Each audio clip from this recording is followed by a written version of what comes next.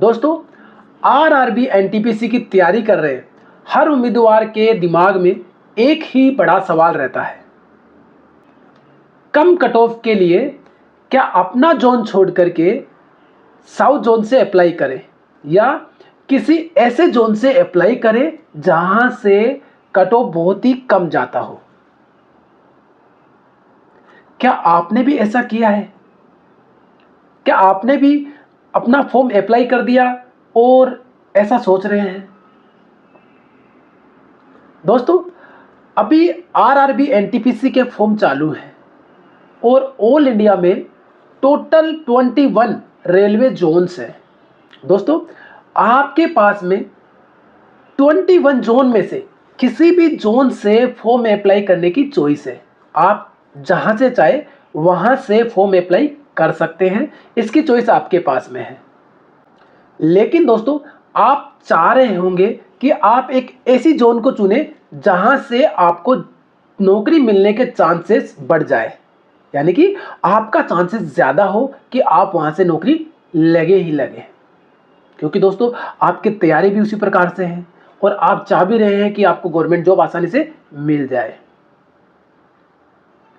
लेकिन दोस्तों, अगर आप उत्तर भारत जैसे कि यूपी, बिहार, राजस्थान, हरियाणा, हिमाचल, जम्मू या और भी नॉर्थ के जो स्टेट्स हैं वहां के रहने वाले हैं और सोच रहे हैं कि क्या चेन्नई, सिकंदराबाद या फिर बेंगलोर या फिर त्रिवेंद्रम से फॉर्म भरना चाहिए, क्योंकि वहां से मेरिट नॉर्थ इंडिया के कंपैरिजन में कम ही जाता है। तो दोस्तों, यह वीडियो आपके लिए बहुत ही महत्वपूर्ण है अगर आप साउथ इंडिया के जोन से अप्लाई करना चाहते हैं तो। क्योंकि दोस्तों, आज हम जानेंगे कि यह रणनीति क्यों अपनाई जाती है कि एक नॉर्थ इंडिया का आदमी साउथ से अप्लाई करता है और वहां जॉब करता है। इसके फायदे क्या हैं, इसके नुकसान क्या हैं और क्या यह आपके लिए सही फैसला होगा कि आप नॉर्थ इंडिया के हैं और साउथ से अप्लाई कर रहे हैं। दोस्तों, यह रणनीति सिर्फ एक ही चीज पर आधारित है कि आप नॉर्थ इंडिया का आदमी साउथ से अप्लाई कर रहा है, तो इसका मतलब क्या है, इसका क्या रीजन से, क्या कारण से कि वो साउथ इंडिया में भाग रहा है। रीजन से लेस कंपटीशंस, लो कंपटीशंस, कम प्रतिस्पर्धा। साउथ इंडिया का आदमी इतना सरकारी नौकरी के पीछे नहीं भागता है जितना नॉर्थ इंडिया के लोग भागते हैं। तो साउथ इंडिया में वैकेंसी ज्यादा निकलती है, अप्लाई वहां के लोग कम करते हैं, तो मेरिट भी कम जाती है। इसलिए दूसरी जोन्स का आदमी उस जोन में जाता है और वहां से फॉर्म अप्लाई करता है और अपना सिलेक्शन लेके वही नौकरी करता है। अब इसके फायदे बताता हूं मैं आपके कि आपको दूसरी जोन से अप्लाई करने के क्या फायदे हैं। तो दोस्तों, पहला है कट ऑफ कम जाने की संभावना, यानी कि साउथ जोन में अगर आप जा रहे हैं, जैसे सिकंदराबाद हो गया, बेंगलोर हो गया, चेन्नई हो गया, त्रिवेंद्रम हो गया, तो यहाँ से रेलवे की जो मेरिट्स है, पिछली एनटीपीसी की बात करें तो मेरिट बहुत ही कम गई है।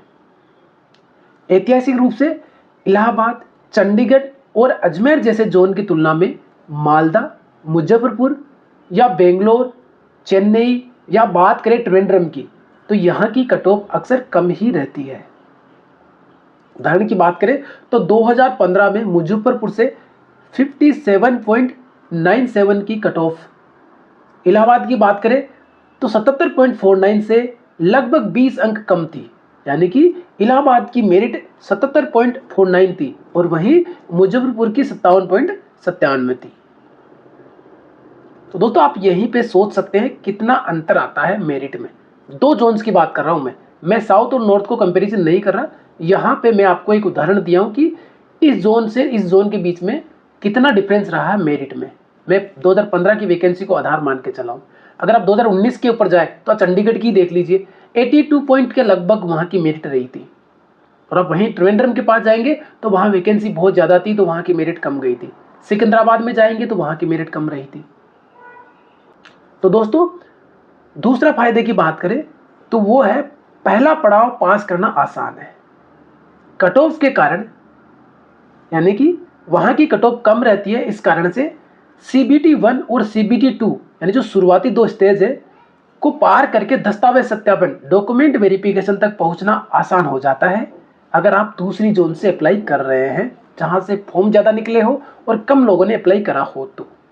लेकिन दोस्तों, यह रणनीति एक बड़ा जोखिम भी लाती है जो सिर्फ नौकरी लगने के बाद सामने आते हैं।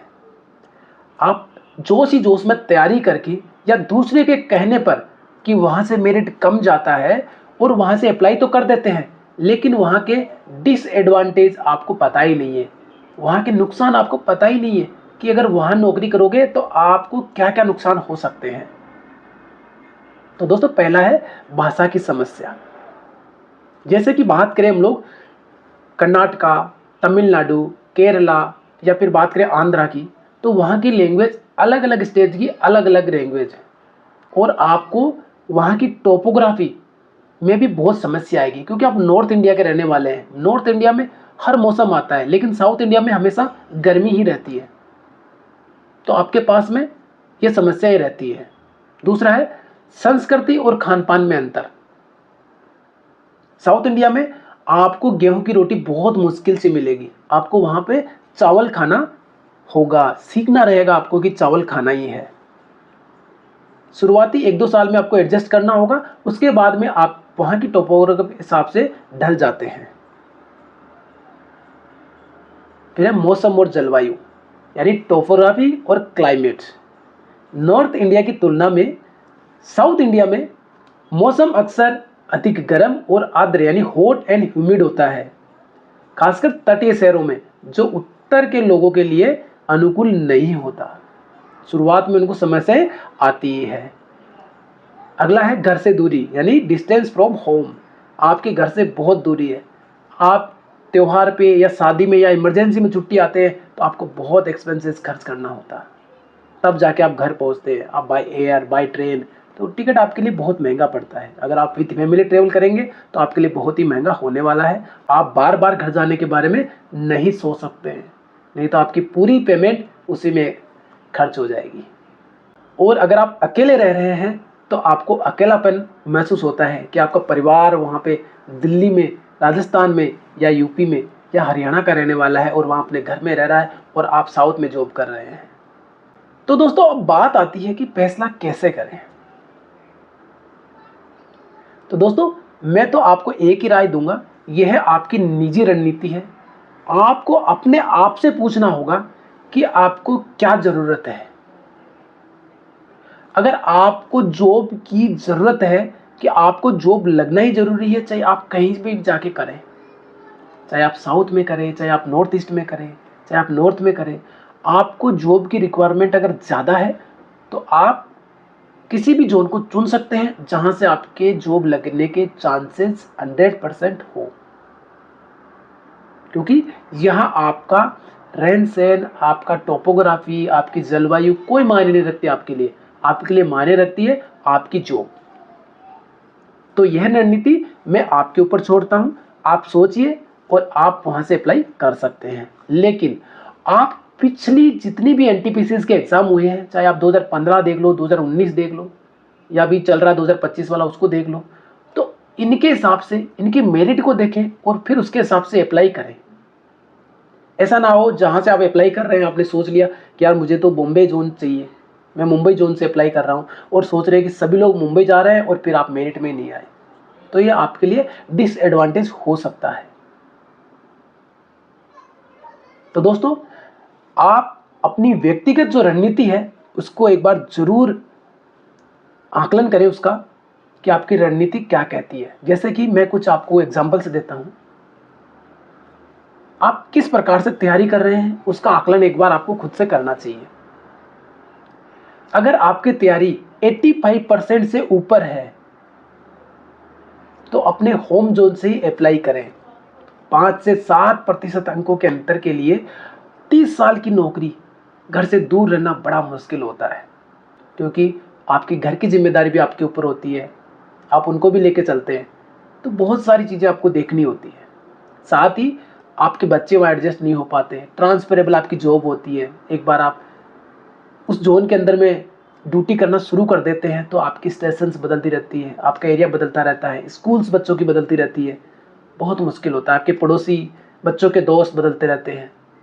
मतलब सरकारी नौकरी है केंद्र सरकार की, उसमें समस्याएं तो आती है, लेकिन कई जॉब ऐसी है जहां से आपको 4-5 साल नौकरी करने के बाद में आपको जोन बदलने का मौका मिल जाता है। लेकिन कई बार ऐसा होता है कि आपको मौका नहीं मिलता है, आपको लाइफ टाइम वही जॉब करनी पड़ती है, तब आपके पास में बहुत सारी मुश्किलें आती हैं। तो दोस्तों यही कहूँगा कि अगर आपकी तैयारी 85% से ऊपर है तो आप अपनी ही जोन से तैयारी करें, वहीं से अप्लाई करें। दूसरा है, अगर आपकी तैयारी 70 से 80% के बीच में है, आप कम प्रतिस्पर्धा वाले जोन से, जैसे कि मालदा, भुवनेश्वर या गुवाहाटी या फिर साउथ के पिछले सालों के एक बार कट ऑफ देख लें, उनके हिसाब से आप विचार कर सकते हैं, जो अपने होम जोन से ज़्यादा दूर नहीं हो।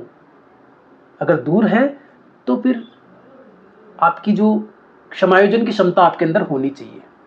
अब बात करते हैं कि अगर आप किसी जोन से नौकरी लग भी गए तो आपको कम से कम 5 साल तो वहाँ पर रहना ही होगा, क्योंकि रेलवे का नियम है म्यूचुअल ट्रांसफ़र के लिए आपको 5 साल तक का इंतज़ार करना होता है। अगर आप आसानी से नए माहौल में ढल जाते हैं तो साउथ से अप्लाई करना एक अच्छा दाव हो सकता है। 5 साल के बाद में आप म्यूचुअल ट्रांसफ़र के लिए दे सकते हैं, कोई बंदा ढूंढिए और म्यूचुअल ट्रांसफ़र के लिए दे दीजिए। सबसे सुरक्षित विकल्प, ऐसे साउथ इंडियन जोन चुने जहां भाषा की दिक्कत कम हो, जैसे कि सिकंदराबाद या बेंगलोर, जहां हिंदी और इंग्लिश का प्रयोग थोड़ा अधिक होता है अदर जोन से, और जहां पहले से नॉर्थ इंडियन आबादी अधिक हो।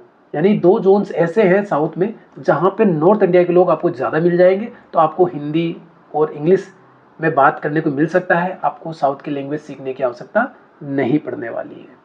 दोस्तों, नौकरी पाना हमारा पहला लक्ष्य है, यानी प्राइम हमारा लक्ष्य जो होता है वो क्या होता है, नौकरी पाना। लेकिन दोस्तों, लंबी अवधि की शांति भी महत्वपूर्ण है। आपको 30 साल की नौकरी कर रहे हैं, शांति नहीं है, तो फिर क्या फायदा इसी नौकरी का। कट ऑफ कम होने की संभावना के लिए अपना टिकाऊपन, कंफर्ट और मानसिक शांति दांव पर लगाने से पहले 2 बार जरूर सोचें। अपने आप से जरूर क्वेश्चन पूछें, क्या आप उस वातावरण में ढल सकते हैं? क्या आपको इस जॉब की वाकई रिक्वायरमेंट है?